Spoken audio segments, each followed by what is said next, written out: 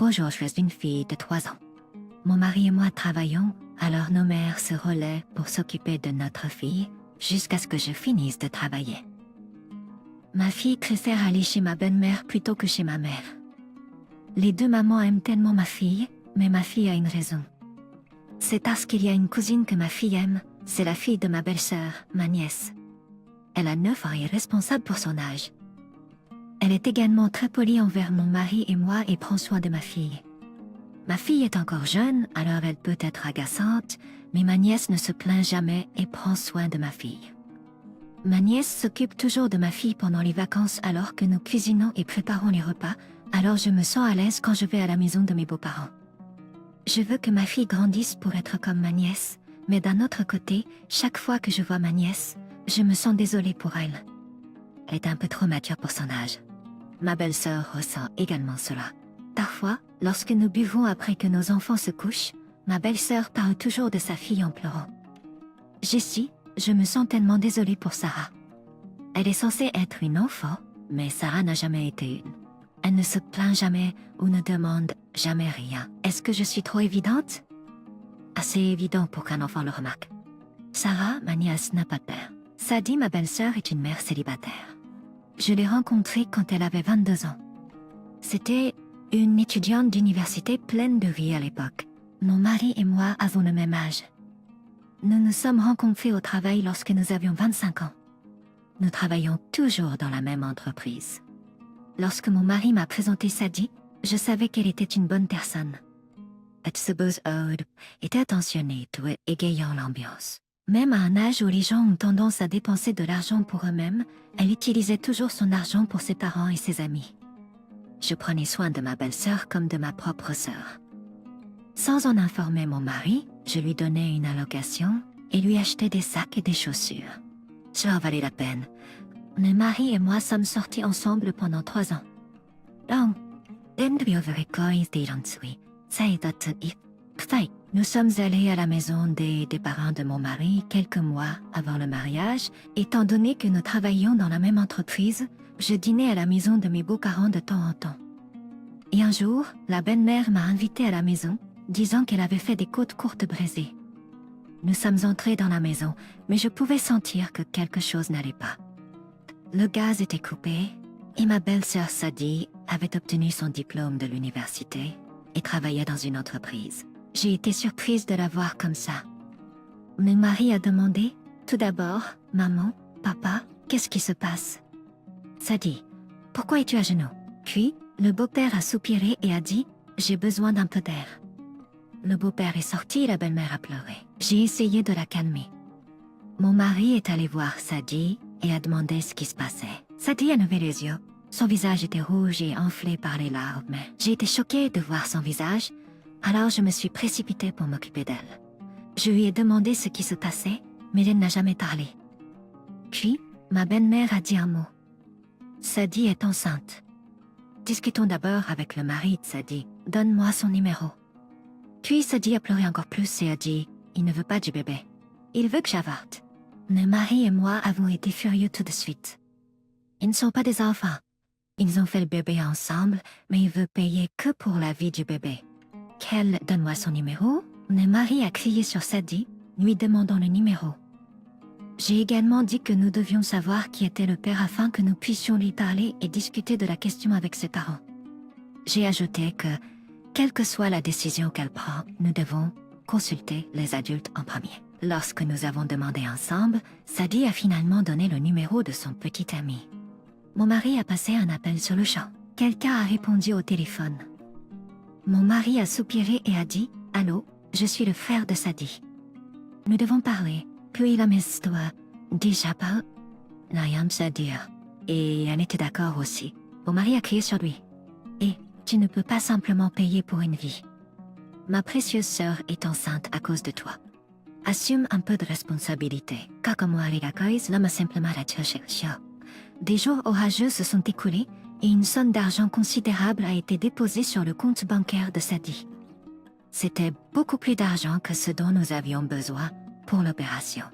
Sadie a également expérimenté. Je l'ai emmené voir un obstétricien, mais Sadie pleurait. Sadie pleurait et disait « Jess, J'ai déjà entendu le battement de cœur du bébé. Je peux pas faire ça. C'était déchirant de la voir. Finalement, elle s'est agenouillée à nouveau devant les beaux-parents et a supplié. Elle a dit qu'elle travaillerait dur et élèverait l'enfant seul. Elle a demandé leur soutien et leur bénédiction. Les beaux-parents ne pouvaient pas refuser à leur plus jeune fille, en pleurs et suppliant. Ils ont finalement accepté d'avoir le bébé. Notre Israël a également été un peu moi jusqu'à ce que cette période stable. Elle a traversé toutes les mauvaises périodes toute seule et a finalement accouché. Si le père de l'enfant ne demande jamais, je lui dirai que l'enfant est perdu. Je ne laisserai jamais voir l'enfant. Oui, un tel homme irresponsable qui a essayé d'acheter la vie de l'enfant ne mérite pas de voir l'enfant. Je l'ai soutenu dans ses décisions. Sadie a vraiment travaillé dur, tout comme elle l'a promis. Elle s'est rétablie et est retournée au travail avant d'avoir atteint le 100e jour après l'accouchement. Ma belle-mère s'est occupée du bébé quand Sadie travaillait et Sadie s'est occupée du bébé après le travail. J'ai aussi aidé quand j'avais du temps. Après que Sadie ait accouché, j'ai secrètement essayé de découvrir devenant sur point de l'enfant. Nous avons demandé aux amis de Sadie, mais ils ne savaient pas qui il était. Nous ne l'avons pas trouvé à la fin. Mon mari a dit qu'il ne pardonnerait jamais au père de mon bébé d'un son des dents. Et un jour, je me rendais à la maison de mes parents pour chercher ma fille. Ma mère m'a appelé.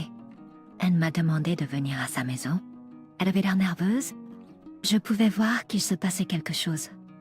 J'ai appelé ma mère et lui ai demandé de s'occuper un peu plus longtemps de ma fille. Et je me suis rendue chez mes beaux-parents. Ma belle-mère était agitée. Elle m'a attrapé les mains et a dit « Quelqu'un est venu à la maison. Il a dit être un avocat du père de Brooke. » J'étais trop choquée et j'ai crié fort. Elle était toujours sous le choc mais a essayé de m'expliquer. Un monsieur en costume est venu à la maison aujourd'hui. Il a dit être l'avocat de monsieur quelqu'un. Je lui ai demandé qui c'était. Il a mentionné Brooke et il a dit que son client est le père de Brooke. Brooke utilise le nom de famille de sa mère. Mais comme l'avocat connaissait le nom complet de Brooke, il avait l'air d'être vraiment envoyé par quelqu'un qui les connaissait. Brimara continue. Mais ensuite, l'avocat a dit quelque chose de bizarre. Et il a dit qu'il avait besoin d'exécuter le testament de son client ou quelque chose comme ça. Puis il m'a demandé d'envoyer ça de Brooke à son bureau à un moment donné. Il m'a aussi donné sa carte professionnelle. Sur la carte professionnelle, le nom de l'avocat était écrit avec le nom du cabinet d'avocat, mais ce qui m'a marqué, c'est le mot « testament ». Quand j'ai entendu le mot « testament », quand j'ai entendu le mot lié à la mort, j'ai ressenti quelque chose de sinistre. Rien ne s'est dit pour l'instant que toi, Brooke, n'en a pas parlé non plus. Ma belle-mère a dit qu'elle le ferait et m'a demandé d'appeler quand j'aurai des nouvelles. J'ai récupéré ma fille chez ma mère et je suis rentrée à la maison. J'ai attendu que mon mari rentre à la maison et quand il est rentré, il a tout raconté. Mon mari a réagi de la même manière que moi au début. Il est naturel d'être surpris car c'est l'avocat qui est venu, pas le père de Brooke. Pourquoi ne s'est-il pas présenté lui-même? Qu'en est-il du testament? Il s'est demandé, devrions-nous en parler à Sadie? C'est à son sujet, ne devrions-nous pas? Mais il n'y a rien de bon à se souvenir d'un tel homme. Et enfin, nous avons pris une décision. Cela peut évoquer un souvenir douloureux, mais la décision doit être prise par Sadie. Donc nous avons décidé de lui dire, Sadie a été surprise comme prévu. C'est pas plaît. Je lui ai dit qu'il ne l'avait pas fait, mais l'avocat l'a fait. Elle a accepté calmement la situation. Quelques jours plus tard, Sadie et moi allons voir l'avocat. « Vous êtes l'avocat de Josh ?» a demandé Sadie. Puis l'avocat répondra « Oui, j'étais l'avocat de Josh Brown. » Utilisé « était » au lieu de « est ». Sadie a su que quelque chose n'allait pas. Elle a serré ma main fort. « Pourquoi cherchez-vous ma fille et moi ?» L'avocat a sorti une enveloppe. « Cela peut être un choc, mais s'il vous plaît, essayez de rester calme. M. Brown est décédé il y a quelques mois. Le corps de Sadie est devenu raide de choc. J'ai aussi été choquée et j'ai serré fort le bras de Sadie. Moi, il a laissé un testament.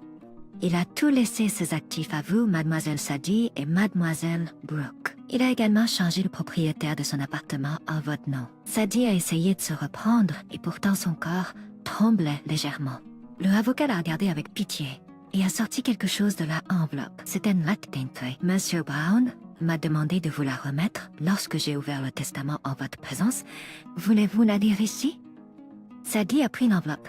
Elle a hésité mais a finalement sorti la lettre. Soaz de Noirtouche en a lu, puis des larmes ont coulé sur son visage et elle a finalement enterré son visage dans ses mains et a commencé à pleurer. Lorsque je lui ai demandé si elle allait bien, elle a dit « Que devrais-je faire maintenant ?» et a continué à pleurer. « Comment devrais-je vivre maintenant ?» J'ai pris la lettre de sa main et commencé à licher. La lettre contenait des histoires très surprenantes. Cela disait ceci, Sadie, je m'excuse. Lorsque je t'ai quitté, mes parents t'ont dit qu'ils te donneraient beaucoup d'argent si je m'unissais à quelqu'un d'autre. Si j'avais abandonné vous et le bébé et hérité de l'entreprise depuis notre jeunesse, je pensais que ce serait mieux de vous donner cet argent et de vous laisser vivre votre vie. Donc, j'ai décidé de conclure l'accord et d'arrêter de vous contacter. Mais après une année, j'ai été choquée d'apprendre que vous aviez notre bébé. C'était déchirant. Je voulais aller à vous tout de suite, mais je ne pouvais tout simplement pas y parler. J'ai décidé de travailler dur et de vous rendre visite lorsque je me serai installée dans l'entreprise pour demander pardon. Mais vous savez, la vie est drôle. Je suppose que c'est le karma. J'avais un cancer. Le médecin a dit que je n'avais qu'une année à vivre, mais je me suis accrochée pendant des années. Je voulais vous trouver et vous rendre visite, ainsi qu'à notre fille, dans un corps en santé. Mais je pense qu'il ne me reste plus beaucoup de temps. Mon esprit va et vient encore maintenant.